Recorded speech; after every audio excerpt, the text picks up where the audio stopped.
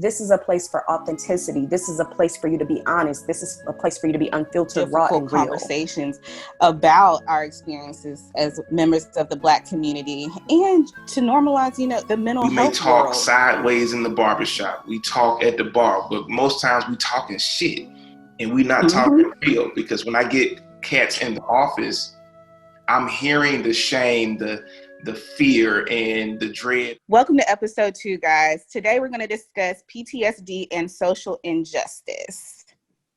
I'm going to start off with just a definition of what PTSD is. And in a nutshell, it's characterized by intense, disturbing thoughts and feelings related to an experience that lasts long after a traumatic event has ended. And so individuals that have experienced some level of PTSD, they may relive events of the traumatic event through flashbacks or nightmares, or may experience excessive feelings of stress, sadness, fear, or anger. And they also may feel either detached or estranged from people. So those are pretty much the defining pieces of what PTSD looks like.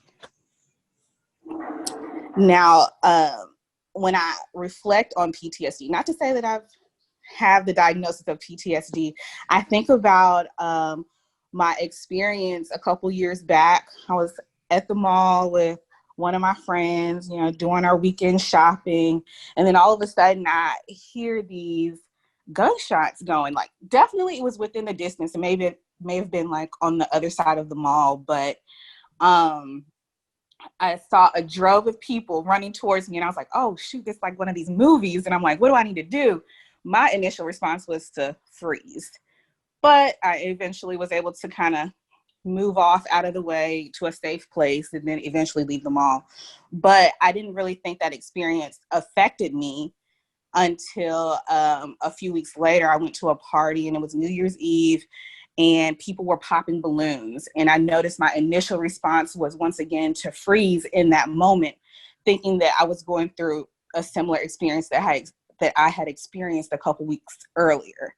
So PTSD or trauma is real, and it is not necessarily limited to a certain type of people or a certain, I guess, it's just not limited to an extent. But as we open up and discussing PTSD, that is kind of where I stand. We have normalized what dysfunction and what trauma looks like.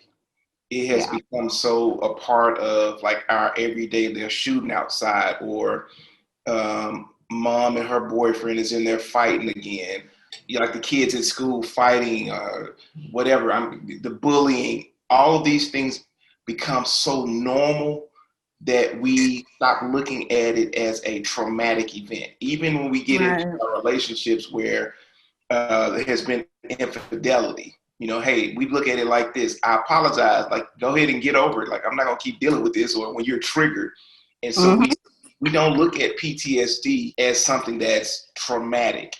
We think about PTSD as like, okay, this is something that happens with war veterans or, stuff from the movies. But we live through trauma every day, and we normalize it. Absolutely. And I always tell my clients that two people can have the exact same experience, and one may be affected by it differently than the other person. Two people can get in a car accident. One person is now afraid to get into a car. There's anxiety around it. They're having nightmares, flashbacks. Meanwhile, the driver gets in a car the very next day and is perfectly fine. And so trauma is what we perceive to be real and what has happened to us. It's our perception about it. I was just agreeing with Victoria that it's definitely something that it's individualized. What you consider traumatic may not be what I consider traumatic.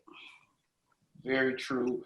Like I always say, there's so many layers to things. And the other layer to this is how it impacts us every day. Like the trauma that we're experiencing. We talked about this with the anxiety. Anxiety and PTSD, they're first cousins. And so with social injustice going on with the pandemic, like I'm afraid in a way that I've never been fearful before. Like I read about this stuff about how white people like terrorize blacks. But like I'm like literally living this stuff now. And when I go outside, when I talk to my kids, I'm now having to embrace a fear, a constant fear, psychological injury that something may always happen, could happen. I'm living through that every day. You got to George Floyd, just this recent thing. Like we never get a chance to get over something, and you're hit with something else, and Yeah. that trauma is never able to process. We're never able to get through that process of what that experience is like, and it sucks. And then Tim, you just brought up such a great point, like get over something. I think that even society is like, okay, well, George Floyd, that happened. It's all, get over it. Breonna, no, we can't get over it. We cannot get over it. We need things to change, right? But so many times, even thinking about trauma, somebody has a traumatic event and family members or friends, and whether they intend harm or not, okay, well, how long are you going to dwell on that? When are you going to move past that? It's not that easy for somebody who has experienced trauma. It is a lifelong journey. And trauma is probably going to be a lifelong companion for them. It doesn't mean that trauma has to be driving the car, but Right. trauma may be lurking in the background, right? And when they're triggered, different things are going to come up. And it's just residual effects of that trauma. And so really helping people to understand trauma can be something that we experience on a day-to-day basis, especially as Black people in America.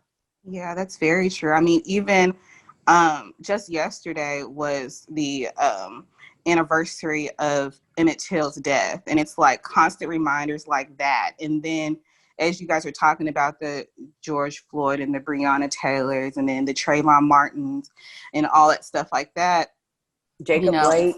Jacob Blake, man, last week, like goodness. shit. I mean, like you said, Tim, I mean, when do we get a break? Should we expect a break?